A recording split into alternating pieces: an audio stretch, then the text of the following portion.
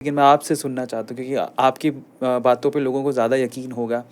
उनको supreme God क्यों कहते हैं? कहते हैं भगवानों के भगवान है, मतलब आप उनसे बड़ा कोई भगवान है ही नहीं, ऐसा क्यों? क्योंकि वो सब रसों को अपने में समा के प्रकट हुए। जैसे जी। राम जी है, राम जी मर्यादा में ही रहेंगे।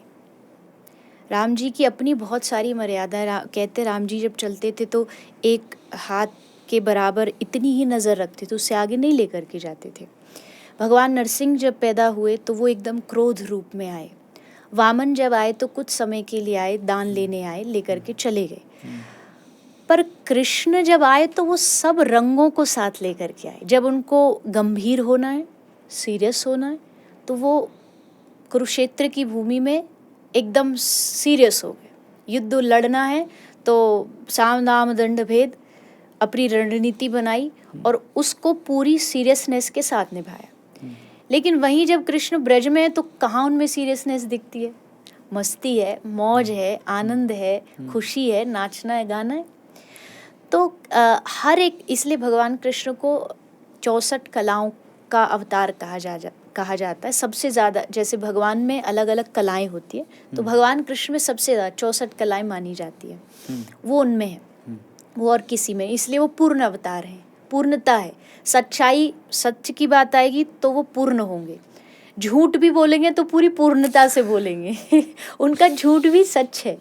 जैसे भागवत में एक श्लोक आता है मिट्टी खाने का, जब भगवान कृष्ण ने मिट्टी खाई जी। तो जब मिट्टी खाते हैं तो यशोदा मैया ने पूछा तूने मिट्टी खाई?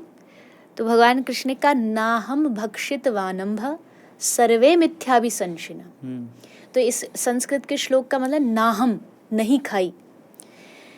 अब किसी ने कहा ये तो झूठ बोल दिया कृष्ण ने, लेकिन फिर शास्त्रकारों ने कहा अब हम दिखाते कैसे उन्होंने झूठ में भी सच बोला।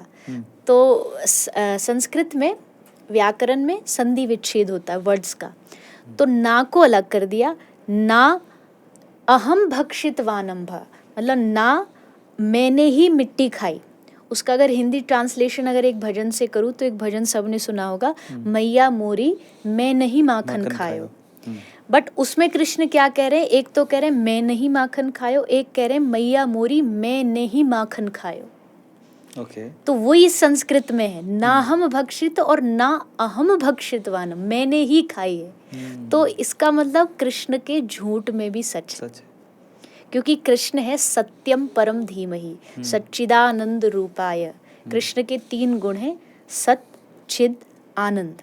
ये 3 मेन क्वालिटी हैं श्री कृष्ण की। वो सत्य हैं, वो चैतन्य रूप हैं और वो आनंद रूप हैं। ये भगवान के गुण। पहला ही गुण है सत्य। तो सत्य कभी झूठ बोल ही नहीं सकता। अगर वो झूठ भी बोल रहा है तो उसके झूठ में भी सत्य छुपा हुआ है। तो ये है कृष्ण। मेरी नज़र में मुझे लगता है सब रंगों को समेटे, 9 रस होते हैं, 9 रसों को समेटे हुए श्री कृष्ण इस धरती पर अवतार लेते हैं। और वो इसलिए लेते हैं क्योंकि उनको लगा ये मनुष्य का मन बहुत चंचल है। इसको कह दिया जाए कि आँख बंद करके बस एक शांत भगवान का ध्यान कर तो भटकेगा। तो मैं इनको कुछ ऐसी लीला देता हूँ जो थोड़ी चुलबुली हो, जिसमें थोड़ा रस हो, थोड़ा हंसी हो, थोड़ा रोना हो। तो ऐसी लीला इनके मन को जल्दी पकड़ेगी। तब भगवान कृष्ण इस पूर्ण अवतार के रूप में आए। महावीर आए, बुद्ध आए, लेकिन उनके एक एक गुण हैं कि बुद्ध इसी रूप में बैठे रहेंगे। पर कृष्ण के सब गुण हैं। वो ध्यान भी करते हैं तो वो नटखट लीलाएं भी करते हैं। यही कारण है कि भगवान श्री कृष्ण को पूर्ण अवतार भी कहते हैं और सब अवतारों में सबसे उच्च जो दर्जा है वो मिला है।